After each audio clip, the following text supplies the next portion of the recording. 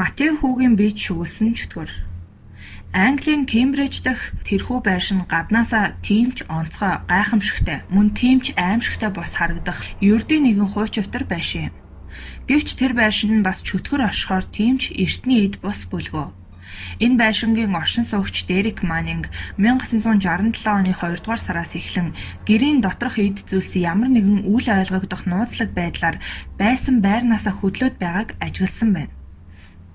Энэ явдал анх нэгэн өглөө Маннингийг босч голынхаа өрөөнд ороход нь түүний хайртай цуглуулга болох олон пивний аягнууд дотроос нэгэн мөнгөлөг аяг нь шалан дээр хэвтэж байснаар эхэлсэн ажээ. Хэн энэ аягыг унгаасан болох талаар гурван хүүгээс асуухт нь тэднээс хэн нь ч энэ талаар мэдэхгүй гэсэн байна. Энэхүү явдал ийхүү өнгөрөх байсан боловч маргааш нь өнөөх аяг мөн л газар унсан байсан тул тэрээр ихэд гайхаж хэн нэгэн дүүгээр тоглоом төхөө хийж байна гэж үзээд тэрхүү аягыг эргүүлж байранд нь тавиад түүний эргэн тойронд нилээн нүүрний нунтаг бүүдэр цацаад орхисон байна.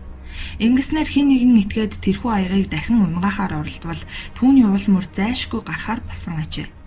Гэтэл 3 дахь өдрийн өглөө өнөөх аяг мөн л газар унсан байсан боловч түүний цацсан бүдэр дээр ямар ч уул мөр үлдээгүй байлаа.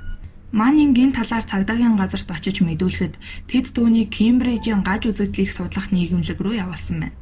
Тэнд очиж дээрх явдлыг ярьсны дараа хүмүүс тэднийд очиж судалгаа хийсний дүнд тэднийд чөтгөр шүглсэн бөгөөд тэр нь голлон түүний 11 настай хүү Матевт чиглэсэн байна гэжээ. Үүний дараа Маннинг хэсэг хугацаагаар хүүхдүүдээ хадмынх руугаа явуулснаар дээрх үзэгдэл зогссон ажээ.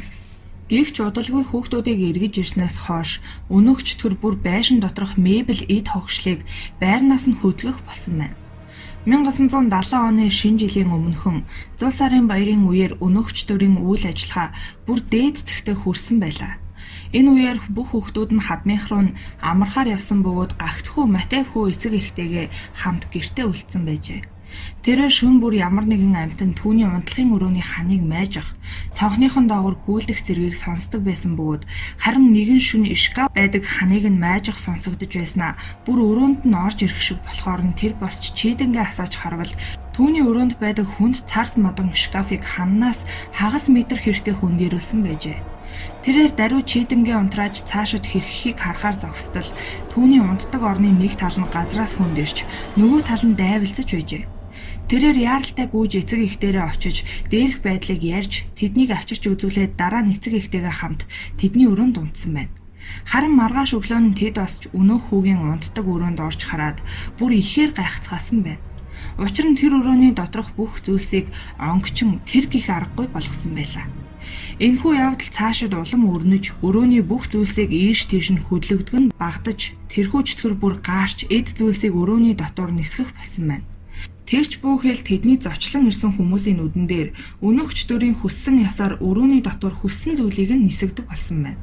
Уг байшингийн дотор хаасаагүй ус хасгарч ханан дээр нь хүүхдийн гараар бичсэн мэт хэлбэртэй бичээсүүд гарч ирдэг болжээ. Зарим тийм бичээсүүд нь шууд занал хийсэн үгтэй байсан байна.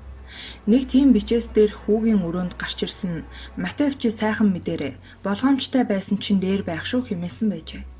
Ийхүү энэ айлын амьдрал маш хүнд болж аргагүй нэрхэнд Маннинг хүүгээ сургуулийн дотор байранд суулгахаар болсон байна. Тэр хүүг гэрээсээ явсан даруйл дээрх чөтгөрийн үйл ажиллагаа тэдний зогссон боловч тэр чөтгөр Матевийг орхилгүй харин түүнийг дагаж явахаар шийдсэн бололтой. Өнөөх хүүгийн суух болсон сургуулийн дотор байрыг бүр мөсөн сүйтгэж өгсөн байна. Матевийн эцэг эх нь дээрх өгүүлсэн гаж үзэгдлийг судлах нийгэмлэгийн зүгээс зааж өгсөн эд шидтэй гэх хүнийг зорж гуйхаас өөр аргагүй болж тэр хүнийг гэртээ залж дээрх чөтгөрийг хөөлгөх арга хэмжээ авсны дүнд сая тэднийх тайван амьдралдаа эргэж орцгоосон байна. Харин Матеw хүү энэхүү чөтгөрийн зочлсон үйл ажиллагаанаас хойш өөрийн паранормал чадварыг илрүүлж элдв зүйлийг далдаас харах, хүний алдсан зүйлийг эргүүлэн авчруулж өгөх зэргийн чадвартай болсон ажээ. Тэрээр цаашид насан туршдаа алдартай эд шидтэн хэмээгдэн амьдарсан ажээ.